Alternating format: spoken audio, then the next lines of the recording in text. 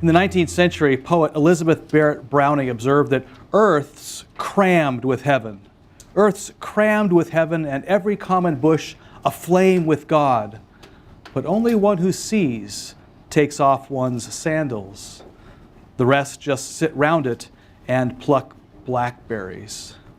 While our guests hold different beliefs about God and follow different creeds, or no creed at all, ultimately their creed is not written on paper, but in flesh and blood. As we will find, grapevines and fermentation vats, in oil pans and carburetors, or in the case of our guest tonight, in stock portfolios and balance sheets. By following a path that brings them into their fullest humanity, their lives have become a reflection of divinity. Tonight's guest will be familiar to those of you who've been watching Darkwood Brew regularly, our own Tracey Halvorson. You know Tracey as our Numa Divina scripture reader, but what you may not know about Tracey is that she is one of the 50 most experienced certified financial planners in the country, and was one of the very first certified financial planners who are female in the Midwestern United States. Tracey considers financial planning her ministry, her calling. She also believes that in order to follow one's calling, it is necessary to develop a discipline of disappearing and reappearing. Stay with us as we'll explore just how secular vocations can be as sacred as any priests, ministers, and bishops, and we'll explore the art of disappearing and reappearing. Well, Tracey, it's good to have you on, not simply to read our Pneuma passage, but as an official guest on Darkwood Brews. Welcome in that capacity. Thank you. It's a little strange sitting in this chair, but I'm good. That's right. Well, as we've been doing as of late, we'd like to have our official guests take the first pass at our central scripture passage, which is from tonight from Exodus chapter 3, verses 1 through 9. And so would you mind just reading that passage for us? Sure, absolutely. Moses was keeping the flock of his father-in-law Jethro, the priest of Midian. He led his flock beyond the wilderness and came to Horeb, the mountain of God. There the angel of the Lord appeared to him in a flame of fire out of a bush.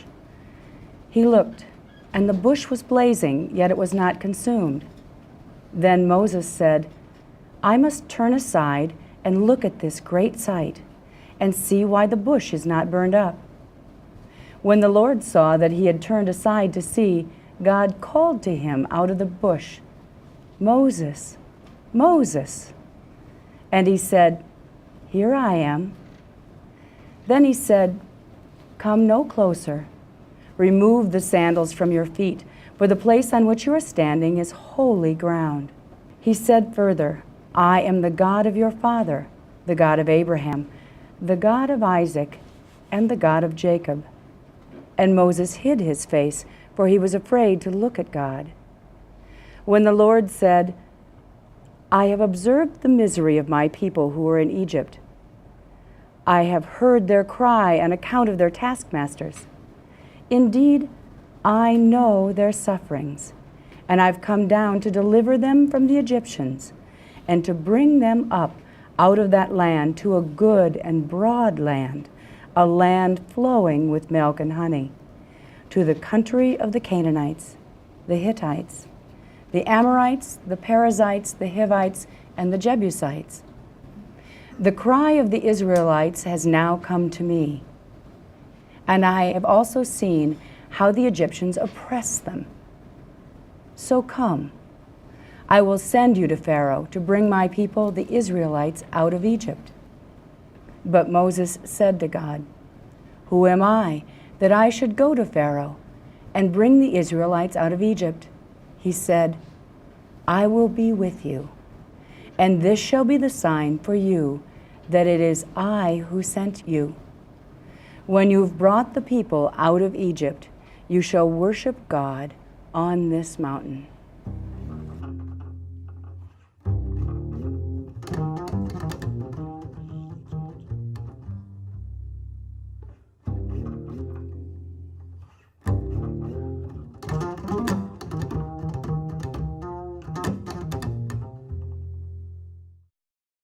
Well, before moving to Tracey and hearing her story, I just wanted to offer a little bit of reflection, kind of background and context on the scripture passage this evening.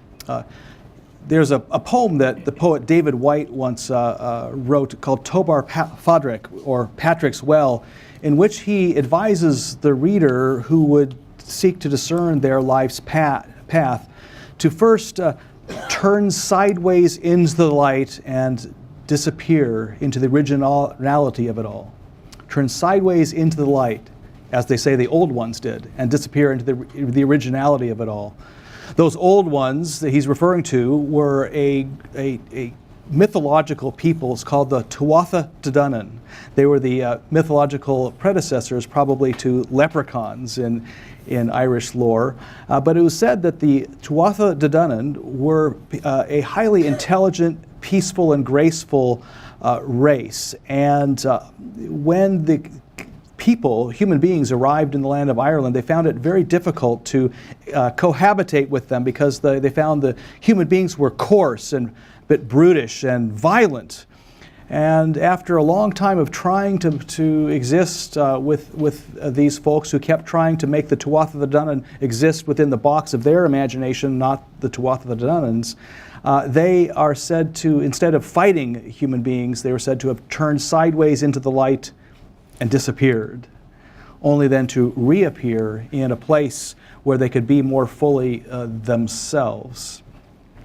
And in his poem, David White talks about how we need to do the same thing in the face of powers that seek to name us with a name that's too small for us, give us an identity that is far too small for us to live within, and only to appear before something whose power and sacrality is so great that it knows who we are and whose we are, and can name us most fully, most freely.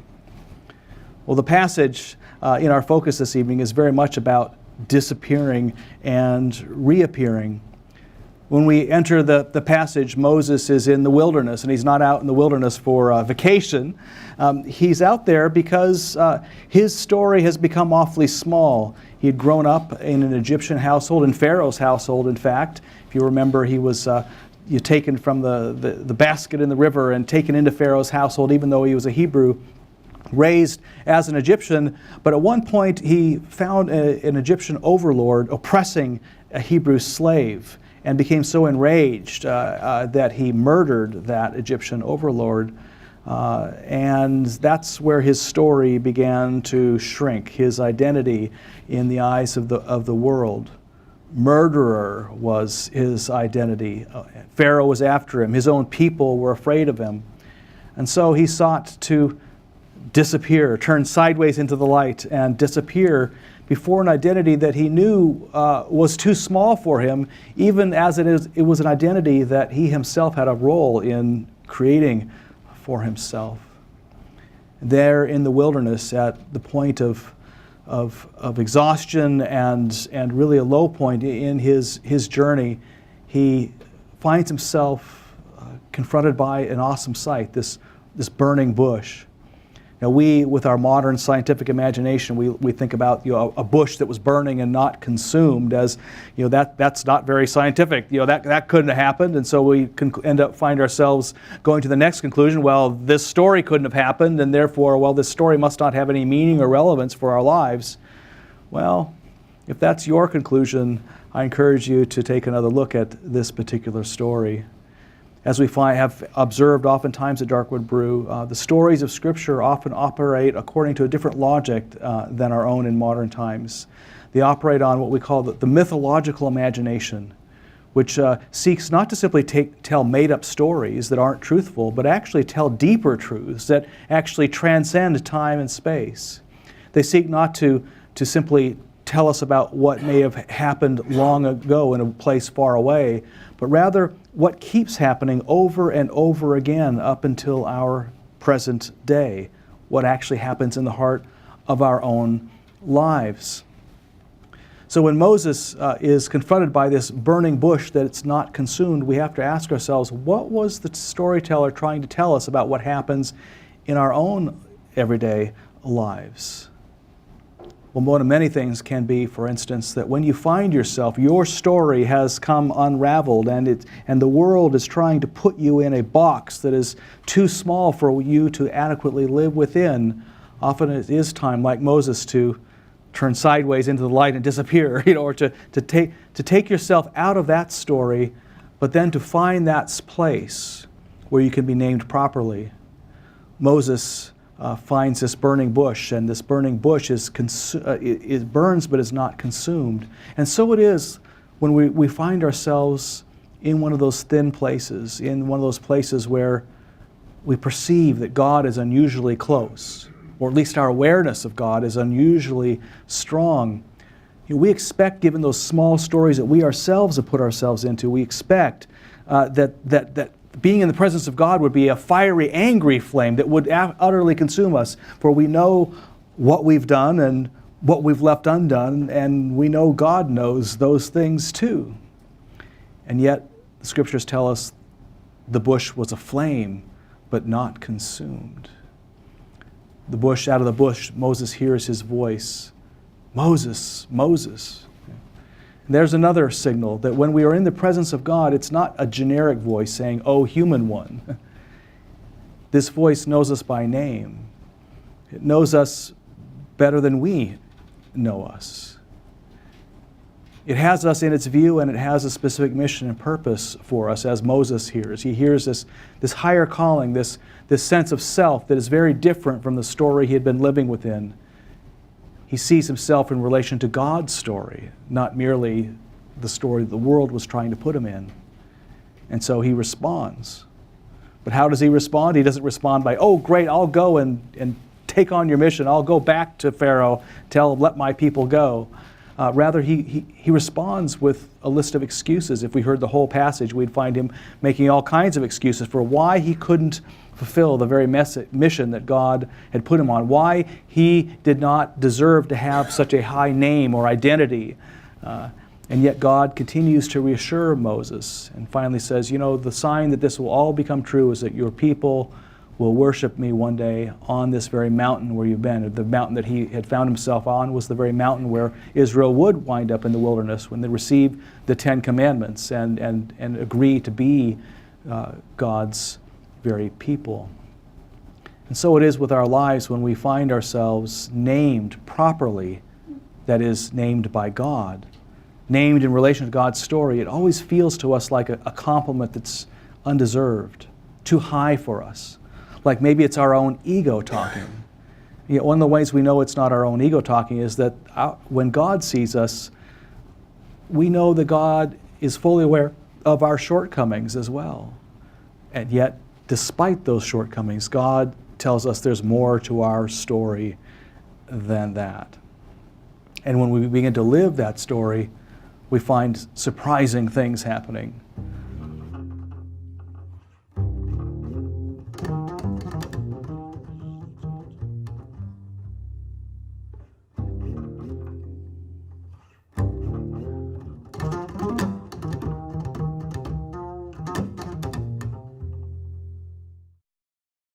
Tracey, most people don't likely think about financial planning as something that God would call people, and people think about ministers and priests and bishops as living out a calling of God. But in your life, you seem to be actually taking this very quote-unquote secular vocation, and without preaching Jesus to people, your clients, it seems that you are treating your clients as if they're Jesus in many ways.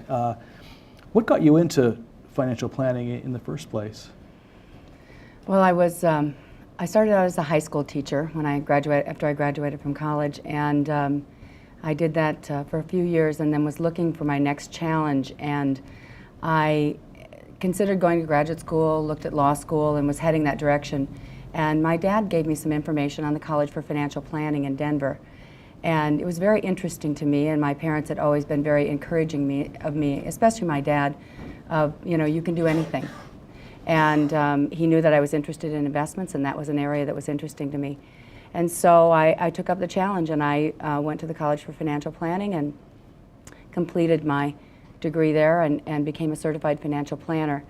And I looked for a place where I could start my business, and I knew that I wanted to be self-employed and own my own business. And I found a broker-dealer who shared the dream that I had, which was to center my practice around financial planning, not necessarily as centering it around transactions and being a licensed stockbroker, although I am, but more as a certified financial planner and having that be the central focus. And so I then had to align myself with a training manager. And I found myself in a strange situation because there were very few women financial advisors and very, very few women certified financial planners in the United States at that point.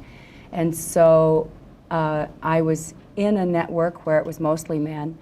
And there was an office that was very close to mine. I was living in North Omaha at the time, and yet I discovered that, and I assumed that I would be trained through that office. And I found out that training manager did not want to work with me, did not want to work with women. Not with women? With women, yeah. Period. And so the man who hired me, as well as the man who eventually stepped in and became my training manager, were wonderful. They were very supportive and encouraging of me, and helped me along the way to learn how to build a financial planning practice and build my business. And so that was really my first really surprise at someone who didn't want to work with me because I was a woman. I can think of all kinds of reasons that someone may not align themselves, but just because I was a female was really surprising to me. Mm. So that was my first experience of that in my life. Yes, that's the world trying to put you into, or a piece of the world anyway, trying to put you into a box defined by your gender. Yeah, very much so. Yeah. And so I took that, and I would eventually run into someone as a potential client who decided they didn't want to work with a woman, or other people along the way. Certainly there were, I was in a partnership at one point with a guy who continued to encourage me to find a more traditional role as a woman in a job that had a salary and benefits, and to leave behind my dream of owning my own business. And he just kept saying, "It's too hard for you. You should do something easier." And so I continued to build my practice until about 18 years ago, I got divorced and came out of an abusive marriage and went through a very difficult year and had some terrible things happen in which I didn't live in my house for a year. And at the time I had a 5-year-old who was in kindergarten, and it was a very difficult situation for me. I questioned everything, and I, at that point in my life, found myself at the bottom of a black pit, and I didn't know how I was going to be able to get out of that. I felt very, very afraid of continuing on as a business owner. I began to wonder if maybe it wasn't a good idea for me to seek the security of a job with a salary and a regular paycheck and benefits and so forth. But gnawing at me that whole time was the fact that the joy that I found in life was truly being a parent to my child and being involved in his school and being involved in the field trips and the parties and the things that he was involved in, and picking him up from school and taking him to school in the morning. And also at that point I was involved in my church. I was a worship leader and serving on a worship team and leading worship every week. And so I knew that those were the things that I found joy outside of my office, outside of my profession, and outside of my business. And I was really struggling with that because I knew if I took a more traditional approach, I wouldn't have that flexibility and that freedom.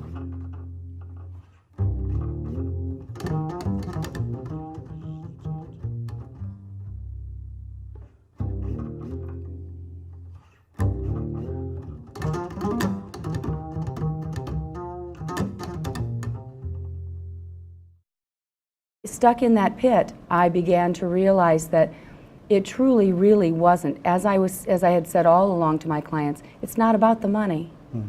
And it really is about finding things that bring you alive and finding things that make your life larger and ways that you can give back and the things that are important. And I began to realize that every good Christian needs a good financial planner, mm-hmm. and a good certified financial planner who is willing to dream with you. So I started to take... Is that because all Christians should just become rich and famous? Really, like maybe get on Pat Robertson's show, some televangelist show and tell how rich they are?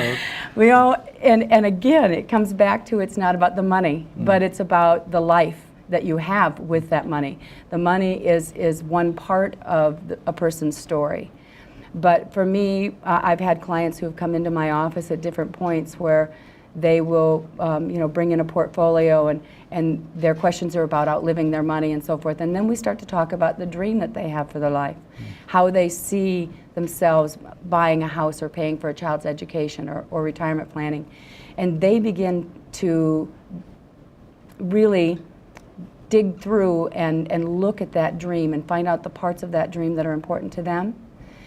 And so when I was in that black pit, I started to have that conversation and hear that conversation in my head in my own situation.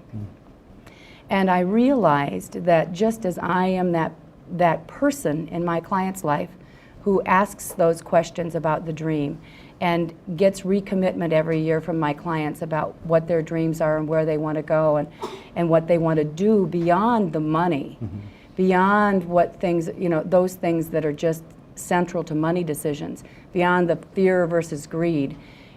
I can come in there as a third-party voice and help them make those decisions. And I realized in my head, during those darkest years of my life, that was what God was doing for me.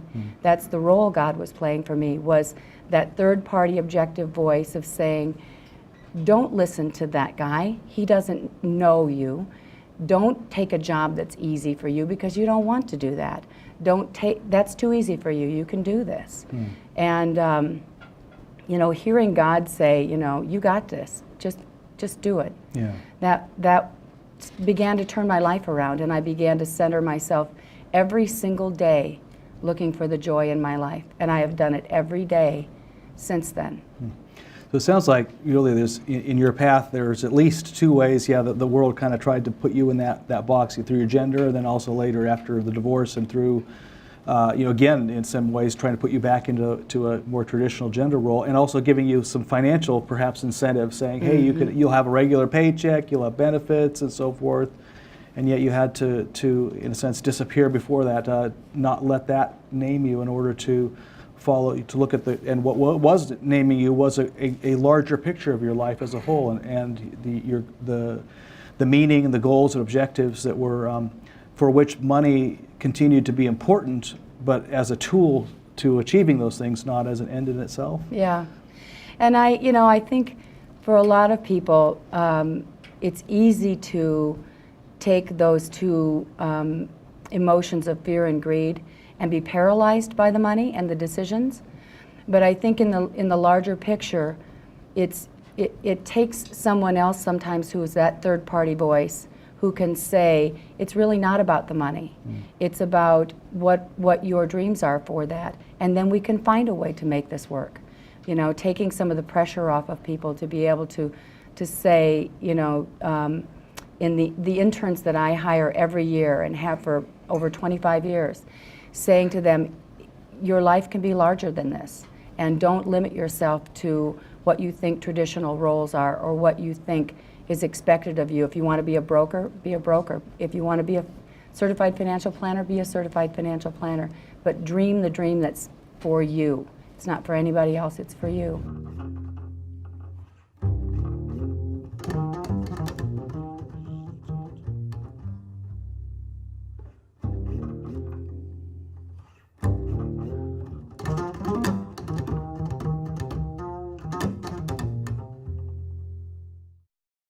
In our story from the scripture, Moses, has to do that for himself. He has to kind of disappear from Egypt and reappear before that bush to hear, his call, to sense his call. But then his call was also to, in a sense, go back and do the same for his fellow Israelites. It wasn't just about him. It was actually about how to then serve his his people, to help bring them out of Egypt into freedom. And oftentimes, I think in American society, we focus on God's liberating the slaves, the people in bondage, into freedom, and we think, isn't that great? That's the end of it itself. Like, hey, they were free. They were bound, and now they're free, and that's the end of the story. And yet, actually, what Moses does was he takes them from slavery in Egypt and then brings them to the place where they're going to receive the Ten Commandments and agree to become the people of God. So they're freed from bondage, but they're free for another form of servitude in a sense. Mm-hmm. Only now their struggles are not going to serve Pharaoh and someone who's disinterested in them, but rather they're going to swap those struggles